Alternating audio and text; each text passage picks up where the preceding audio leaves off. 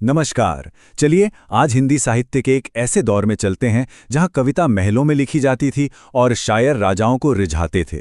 ये दौर था रीतिकाल का, एक ऐसा समय जब कविता महज कला नहीं थी बल्कि सत्ता और विलासिता का एक बड़ा प्रतीक बन गई थी। कभी सोचा है कि वो कविता कैसी सुनाई देती होगी जिसका एक ही मकसद हो, किसी राजा को खुश करना, उसे हैरान करना और उसका दिल बहलाना। असल में इसी एक सवाल में रीतिकाल का पूरा सार, उसकी पूरी आत्मा छुपी हुई है। तो इस सवाल का जवाब मिलेगा कहाँ? जाहिर है, शाही दरबारों में। रीतिकाल की कविता का जन्म और विकास असल में वहीं हुआ जहां उसे शक्तिशाली संरक्षक मिले, और इसका हरेक शब्द, हरेक अलंकार उसी दरबारी माहौल की देन है। तो इस युग की कविता का मिजाज कैसा था? इसे यूं समझिए कि ये बहुत ज्यादा सजी धजी थी, दिमागी तौर पर बेहद चतुर थी और पूरी तरह से इश्क में डूबी हुई थी। इसका एक सीधा साधा मकसद था, 17वीं से 19वीं सदी के राज दरबारों में बस वाहवाही लूटना। अच्छा, तो इस शानदार दरबारी कविता को लिखने के लिए कवियों के पास औजार क्या थे? सबसे पहला और सबसे जरूरी औजार था भाषा। आखिर उनकी कलम किस जबान में चलती थी? उस दौर की सबसे बड़ी साहित्यिक भाषा थी ब्रज भाषा। ये अपनी मिठास और लचक के लिए इतनी ज्यादा मशहूर थी कि कवियों को अपने जज्बात बयां करने के लिए इससे बेहतर कोई और जरिया मिला ही नहीं। लेकिन सबसे दिलचस्प बात यह है कि ये ब्रज भाषा कोई अकेली शुद्ध भाषा नहीं थी। अरे नहीं, ये तो कई भाषाओं का एक संगम थी, एक गुलदस्ता थी। इसमें संस्कृत से आए भारी भरकम शब्द थे, मुगल दरबारों का असर लेकर फारसी और उर्दू की नज़ाकत थी, और साथ ही अवधी, बुंदेली जैसी बोलियों ने इसे और भी ज्यादा लचकदार और रंगीन बना दिया था। तो ठीक है, भाषा तो समझ आ गई, लेकिन इस मिली जुली खूबसूरत जबान का इस्तेमाल किया किस लिए जा रहा था? अब बात करते हैं इस कविता के दिल की। मतलब इसका विषय क्या था, इसकी शैली कैसी थी और इसकी हीरोइन कौन थी? देखिए, कवियों के सामने मोटे तौर पर दो रास्ते थे। एक था प्रबंध शैली, जिसमें किसी महाकाव्य की तरह लंबी लंबी कहानियां कही जाती थीं, और दूसरा था मुक्तक शैली, जिसमें हर छंद अपने आप में पूरा होता था। मतलब एक दोहा या सवैया जो एक ही पल में एक पूरी भावना को निचोड़ कर रखते। रीतिकाल के कवियों ने इसी मुक्तक शैली को हाथों हाथ लिया। क्यों? क्योंकि ये दरबारी माहौल के लिए एकदम परफेक्ट थी, छोटी, असरदार और किसी नगीने की तरह चमकदार। और इन कविताओं का सबसे पसंदीदा विषय क्या था? एक शब्द में कहें तो श्रृंगार रस, यानी प्रेम, सौंदर्य और रोमांस। श्रृंगार रस ही इस दौर की कविता की आत्मा थी, उसका धड़कता हुआ दिल था।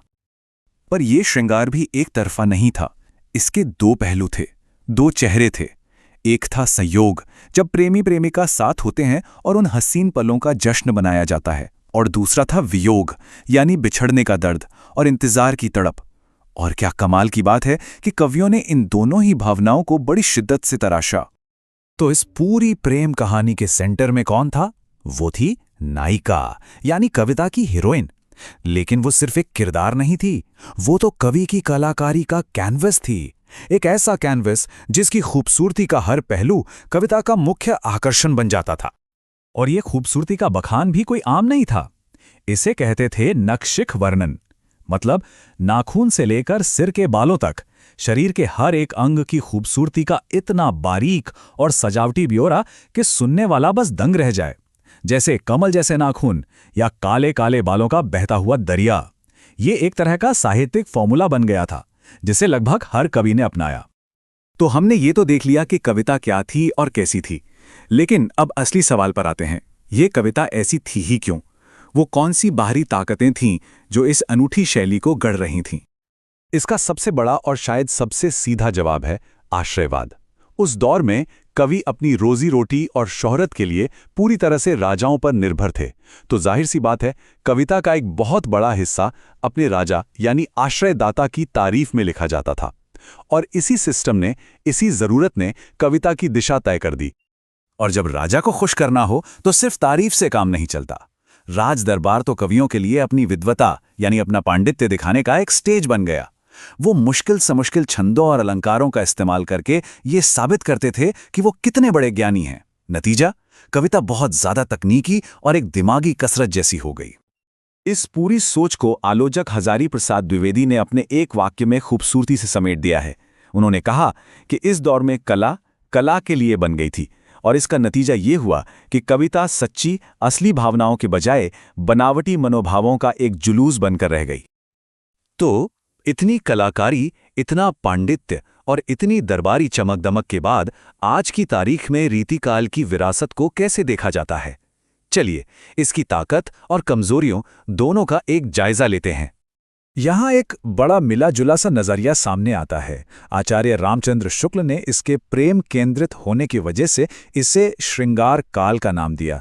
वहीं हजारी प्रसाद द्विवेदी जैसे आलोचकों ने इसकी कलाकारी की तो तारीफ की, पर इसे समाज से कटा हुआ और एक रुग्ण मानसिकता का प्रतीक भी माना। और आज भी ज्यादातर लोग यही मानते हैं कि ये कविता आर्ट के लिहाज से तो बेहतरीन थी, लेकिन इसमें आम आदमी और समाज की सच्चाई कहीं भी नहीं थी। और यहीं पर आके ये पूरा विश्लेषण हमें एक बहुत बहुत बड़े और पुराने सवाल पर लाके खड़ा कर देता है। एक कलाकार की पहली जिम्मेदारी क्या है? क्या उसे सिर्फ खूबसूरती, सिर्फ सौंदर्य की रचना करनी चाहिए, या फिर उसे अपने समय के समाज का आईना भी बनना चाहिए? रीतिकाल का ये विश्लेषण हमें इसी सवाल पर और गहराई से सोचने के लिए मजबूर करता है।